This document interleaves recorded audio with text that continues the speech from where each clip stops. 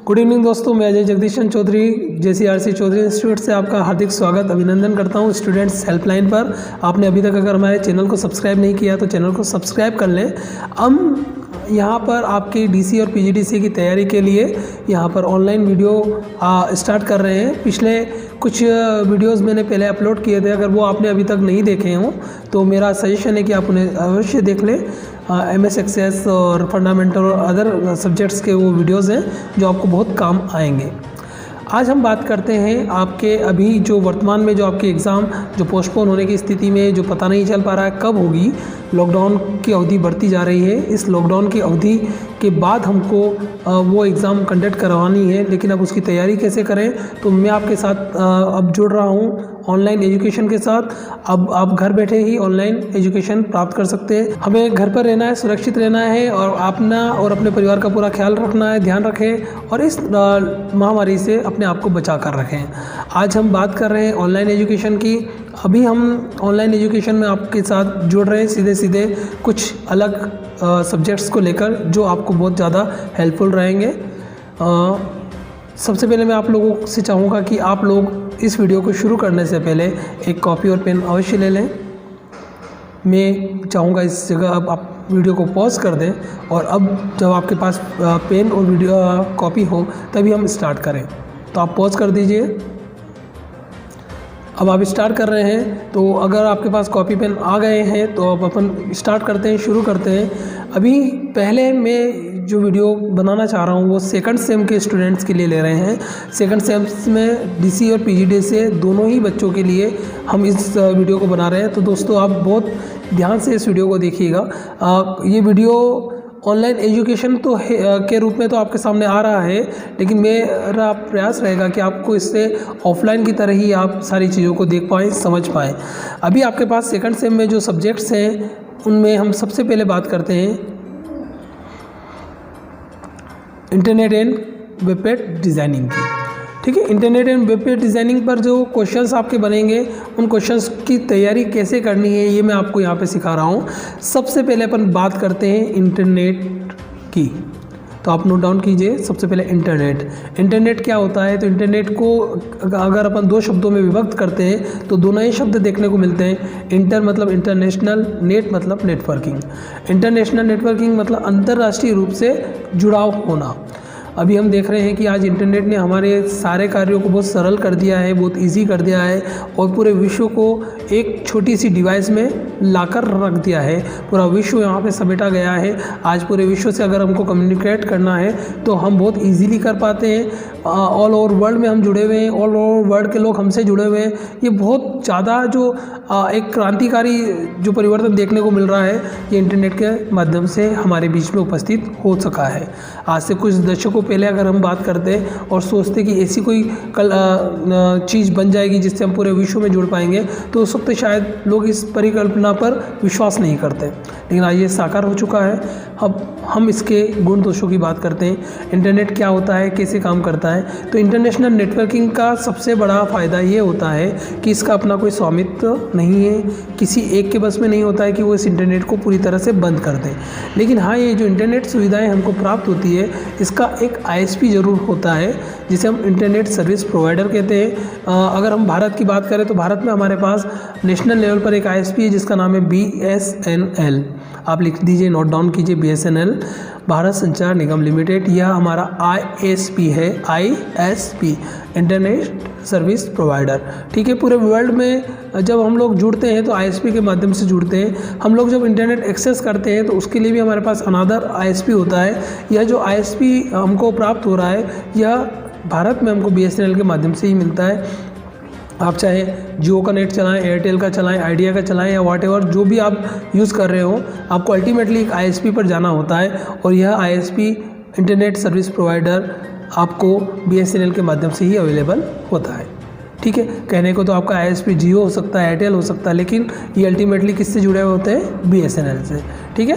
तो एक internet service की जो आपको सर्विसेज मिलती है वो आपको कौन प्रोवाइड करता है, BSNL। तो इंटरनेट और BSNL आपको यहाँ तक समझ में आया। जब हम बाहर की बात करते हैं, विदेशी लेवल की बात करते हैं, तो वहाँ पे BSNL काम करता है, जो अंतर्राष्ट्रीय जो इंटरनेट की सेवाएं होती है उन पर कार्य करता है। इसका पूरा नाम होता है विदेश संचार निगम लिमिटेड, ठीक है।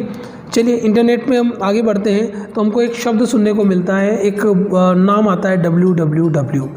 ये 3 बार जो W होते हैं ये अपने आप में बहुत महत्वपूर्ण होते हैं, क्योंकि ये जहाँ पर भी होते हैं ये अपने आप में इंटरनेट का पर्याय माने जाते हैं।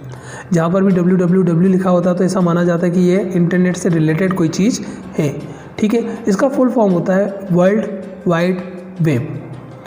वर्ल्ड वाइड वेब मतलब हम यहाँ पर एक ऐसी सर्विस से जुड़ रहे हैं जो विभिन्न प्रकार के प्रोटोकॉल्स का प्रयोग करते हुए आपको graphical, texture, images, videos, audios, each and everything, जितने भी मीडियाज़ होते हैं वो सारे मीडिया आपको अवेलेबल कराता है, ठीक है। इसलिए इसको हम कहते हैं यहाँ पर वर्ल्ड वाइड वेब। ये एक ऐसी सुविधा होती है, एक ऐसी सर्विस होती है जिसके माध्यम से आपको ये सारी चीज़ें देखने को और यूज़ करने को मिलती है, ठीक है। इंटरनेट पर फिर हम आगे बढ़ते हैं कि इंटरनेट में और क्या चीज़ें होती है जिनको हमको याद रखना होता है।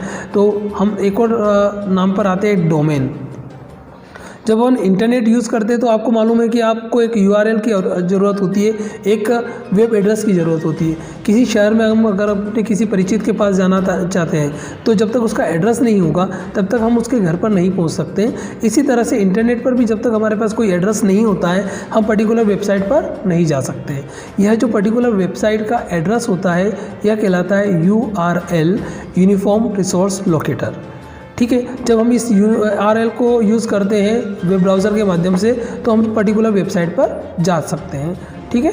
यह जो URL होता है इसमें 2 कंटेंट होते हैं, एक तो www जो इसका सिक्योरिटी लेवल होता है, जहाँ पर हम HTTP हाइपरटेक्स्ट ट्रांसफ़र प्रोटोकॉल को भी देखते हैं। अभी एक HTTPS भी चल गया है, एक नया प्रोटोकॉल आया है जो सिक्योर्ड है। ऐसी वेबसाइट जो HTTP का यूज़ तो कर रही है लेकिन सिक्योर्ड वे में कर रही है या नहीं कर रही है ये निर्धारित करता है HTTPS, ठीक है। वहाँ पर ये वेबसाइट्स आपकी सिक्योर्ड वे में काम करती है। डोमेन की हम बात कर रहे हैं। डोमेन जो होता है वो URL का लास्ट पार्ट होता है। आपने URL में देखा हो तो URL में क्या होता है, एक नेम होता है। जैसे फॉर एग्जांपल हम हमारी माखनलाल चतुर्वेदी यूनिवर्सिटी की वेबसाइट की अगर बात करें तो www.mcu क्या हो गया, हमारा URL हो गया। लेकिन उसका एक डोमेन होता है जो उसको अन्य नामों से अलग करता है, वो डोमेन हमारे यहाँ पे .ac.in। .ac.in यह डोमेन नेम है जो इंडिया के लिए है और यह उसको एक अलग ऑर्गेनाइजेशन के रूप में यहाँ पर बतला रहा है, ठीक है। कई सारे डोमेन नेम हमारे पास होते हैं, सबसे ज़्यादा चलने वाला डोमेन नेम होता है .com। .com आपने देखा होगा हर वेबसाइट के साथ .com लिखा होता है और जिस तरह से www भी इंटरनेट का पर्याय है उसी तरह से .com भी इंटरनेट का पर्याय है।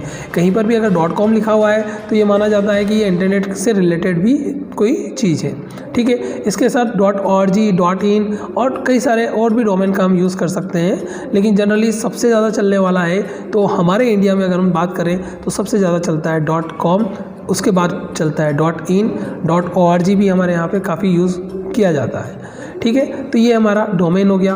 अब हम बात करते हैं प्रोटोकॉल्स की। हमारे पास कई सारे ऐसे प्रोटोकॉल्स होते हैं जिनके माध्यम से हम इंटरनेट को एक्सेस कर सकते हैं। प्रोटोकॉल का मतलब होता है कि किसी भी अलग अलग तरह के डिवाइसेस पर अपन जब काम कर रहे हैं तो उनको एक सिमिलर वातावरण देना होता है, एक ऐसा माहौल बनाना होता है जिसमें सारी डिवाइसेस एक जैसी हो जाती है और जब तक वो एक जैसी नहीं होगी तब तक वो काम नहीं करेगी। तो डिवाइसेस को एक जैसा करने के लिए हम वहाँ पे प्रोटोकॉल्स का यूज़ करते हैं। जनरली सबसे पहले हम FTP का यूज़ करते हैं, फाइल ट्रांसफ़र प्रोटोकॉल। इसके अलावा हम HTTP का यूज़ करते हैं, हाइपरटेक्स्ट ट्रांसफ़र प्रोटोकॉल, ठीक है। तो HTTPS ये हमको बहुत ज़्यादा वहाँ पे सुविधाएँ उपलब्ध कराता है, ठीक है। इसी तरह से हम TCP IP का भी यूज़ करते हैं, ट्रांसमिशन कंट्रोल प्रोटोकॉल, और IP का फुल फॉर्म होता है इंटरनेट प्रोटोकॉल। ये कुछ नाम आपको याद रखने हैं और इनके जो यूजेस है वो आपको जानना पड़ेंगे, समझना पड़ेंगे। तो अभी हम इंटरनेट पर इस तरह से यहाँ पे बात कर रहे हैं और ठीक है। इंटरनेट में और भी कई सारी चीज़ें होती है जिसके माध्यम से अपन कार्य करते हैं, उन पर भी हम आगे आएंगे। अभी हम समझते हैं कि हम बात कर रहे थे नेटवर्किंग की। नेटवर्किंग मतलब क्या होता है, जुड़ाव होना, एक दूसरे से जुड़ना, ठीक है। गर्मी काफ़ी लग रही है, एक मिनट।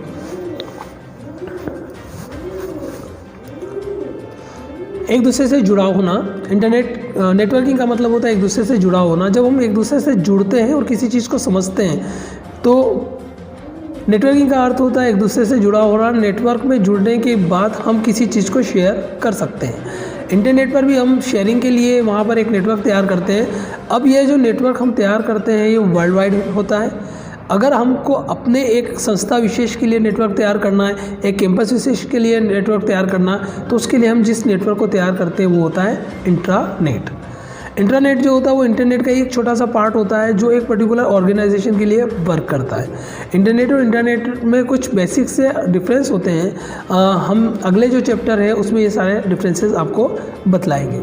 अभी आपने इंटरनेट को अच्छे से समझा है। आज हमारा लेक्चर हम इंटरनेट पर केंद्रित कर रहे हैं। अभी आपको कुछ नई चीज़ें इसमें हमको और समझानी है, लाइक HTML क्या होता है, हाइपर टेक्स्ट मार्कअप लैंग्वेज।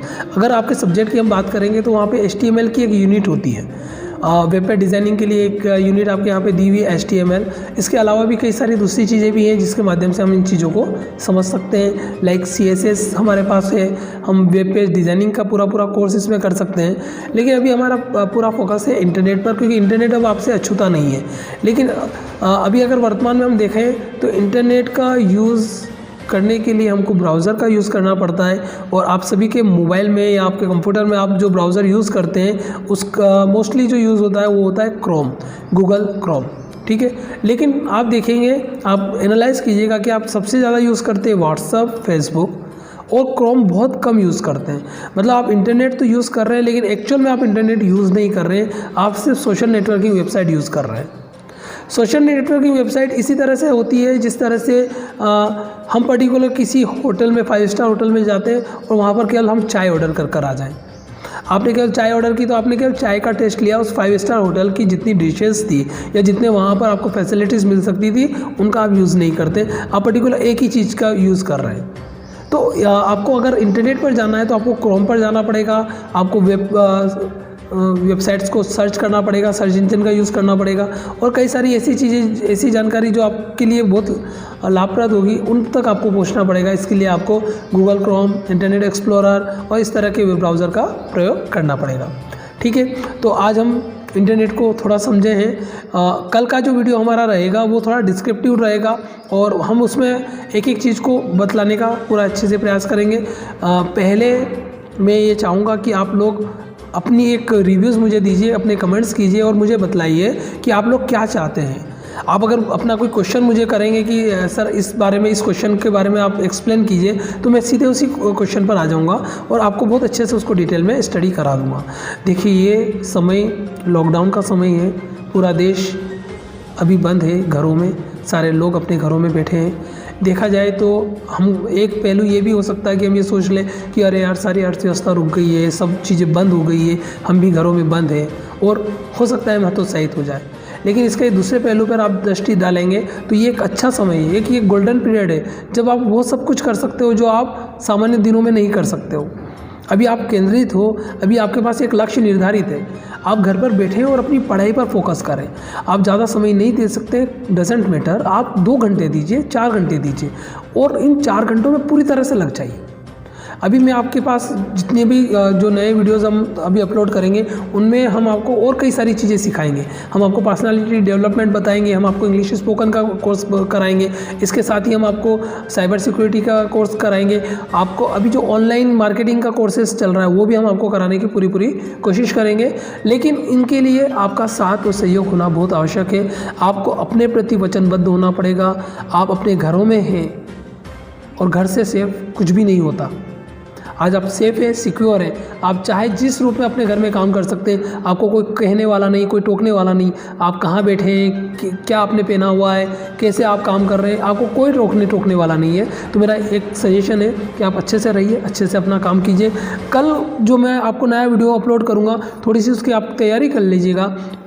कल हम आपको HTML पूरा कंप्लीट करवाएंगे, कौन कौन से टैग्स होते हैं और उनका क्या क्या यूज़ होता है, किस किस टैग का यूज़ कर हम क्या क्या काम कर सकते हैं, ठीक है। तो तब तक आप जो आज हमने पढ़ाया है वो भी अच्छे से पढ़िए और ये HTML की भी अच्छे से तैयारी करिए। घर पर रहिए, सुरक्षित रहिए। Thank you very much, all the best.